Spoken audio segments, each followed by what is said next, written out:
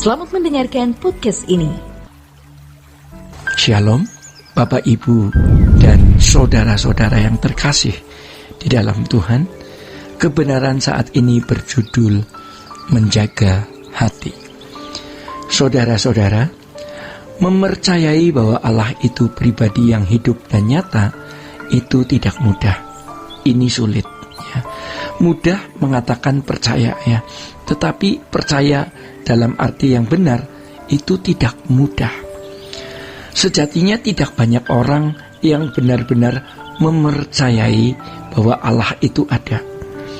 Sebab kenyataannya banyak orang beragama yang mengaku percaya kepada Allah, tetapi sebenarnya belum percaya atau tidak percaya. Hal ini dapat dilihat dari kehidupannya. Kalau kita memeriksa kehidupan kita lebih dahulu, kita tahu benar apa yang dikemukakan ini. Jadi kita mengatakan kita percaya kepada Tuhan, tetapi kita ada dalam cengkeraman ketakutan dan kekhawatiran. Padahal kita mengatakan Allah itu maha kuasa, ya. Allah itu baik, Allah itu menjaga. Itu tidak menunjukkan bahwa kita percaya, karena mulut mengatakan percaya pada Tuhan, tetapi kita sembarangan menggunakan mulut yang sama. Sembarangan dalam berpikir, apalagi dalam berperilaku, seakan-akan Allah itu nggak ada. Ini adalah cara dan gaya hidup manusia pada umumnya, atau hampir semua manusia berperilaku seperti itu. Mungkin jangan-jangan, ya, dulu kita juga begitu. Nah, sekarang kalau kita berkata bahwa kita memilih untuk percaya bahwa Allah itu ada, Allah itu hidup, Allah itu nyata, dan kita menunjukkan hormat kita kepada Allah, maka kita harus membuktikannya dengan hidup yang tidak bercacat dan tidak bercela. Setiap kali Bapak, Ibu, dan saya melakukan sesuatu, baik apa yang kita pikirkan, kita renungkan, atau kata-kata yang kita mau ucapkan, apalagi perbuatan dan kelakuan, maka baiklah Bapak, Ibu, dan saya selalu berpikir bahwa Allah yang hidup, Allah yang maha hadir, melihat segala sesuatu yang kita lakukan. Dan jika kita mempertimbangkan hal ini dengan benar dan dengan serius, pasti kita tidak akan berani sembarangan di dalam kita bertindak atau di dalam kita berbuat sesuatu. Bapak, Ibu, dan saya tidak akan ceroboh, ya, kita berhitung dengan sungguh-sungguh bahwa segala sesuatu yang kita lakukan dapat melukai hati Bapak juga. Jadi bukan hanya kelakuan, melainkan juga perkataan kita. Bukan hanya ketika kita di depan orang, tetapi di belakang orang lain yang kita percakapkan. Kita juga harus sangat berhati-hati. Sejujurnya Bapak, Ibu, kita sering meleset, ya. Kalau kita memeriksa hidup kita di hadapan Allah, masih ada kesalahan yang masih saja kita lakukan, baik melalui pikiran maupun perasaan kita yang tidak terlihat oleh orang lain.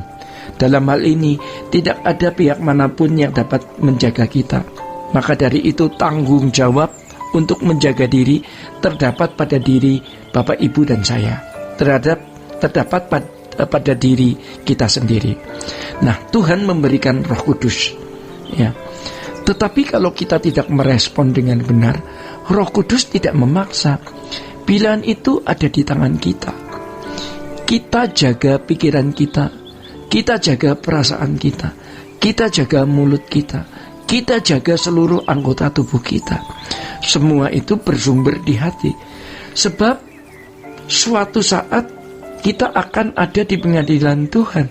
Kalau Bapak, Ibu, dan saya tidak hidup benar-benar bersih, Bapak, Ibu, dan saya tidak akan tahan berdiri di hadapan kesucian Allah. Kita mau mempersiapkan diri untuk berdiri di hadapan tahta pengadilannya, agar kita juga layak masuk ke rumah Bapa. Allah adalah pribadi yang luar biasa, yang agung. Allah yang besar, yang kebesarannya, kemuliaannya, dan keagungannya melampaui apa yang kita pikirkan. Oleh sebab itu Bapak Ibu, kalau kita berurusan dengan Allah yang hidup, Bapak Ibu dan saya tidak boleh lagi sembarangan, ya. Allah Maha Kudus. Karena itu di dalam 1 Petrus 1 ayat 16 firman Tuhan mengatakan, kuduslah kamu sebab aku kudus. Ini semua tergantung kembali kepada diri kita, bukan pada orang lain maupun kepada Tuhan. Kalau kita memilih untuk percaya, ya kita bisa, kita bebas ya dari kekhawatiran dan ketakutan. Tetapi memang tidak mudah, karena Allah tidak kelihatan, sedangkan masalah-masalah kita sering mengancam di depan kita secara langsung dan bisa kita lihat secara nyata. Tetapi kalau kita terus belajar kebenaran firman, ya, yang membangun bangunan berpikir yang benar, dan kalau kita menyediakan waktu untuk bertemu dengan Tuhan dalam doa seperti saat ini, pastilah kita bisa bertumbuh dalam takut akan Allah, bertumbuh dalam kasih, cinta kepada Tuhan yang tidak kelihatan itu. Jika kita berurusan dengan Dia, harus benar-benar tidak bercacat, tidak bercela, kudus, tidak menghargai dunia seperti anak dunia, tidak terikat dengan keindahan dunia ini. Barulah kita dapat bertumbuh untuk kokoh, tabah, kuat menghadapi segala keadaan. Jadi Bapak Ibu, jika kita berada di luar kemampuan kita, kita pasrah saja.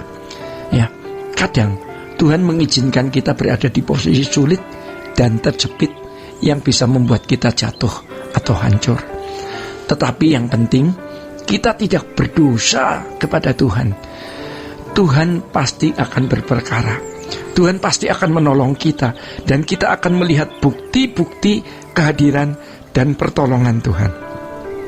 Di situ Bapak Ibu dan saya akan bertumbuh, makin bertumbuh, untuk makin mengasihi Tuhan, makin menghormati Tuhan, sehingga Bapak Ibu dan saya bisa hidup lebih tidak bercacat, bisa hidup lebih kudus, dan akhirnya ada keberanian menghadapi segala sesuatu. Rasa khawatir, cemas, dan takut akan hilang secara bertahap, sehingga pada akhirnya kita rindu untuk pulang ke surga.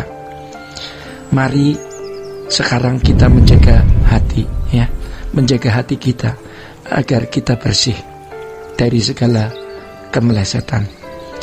Bapak, Ibu, dan saudara-saudara yang terkasih di dalam Tuhan, demikian kebenaran saat ini. Tuhan Yesus memberkati.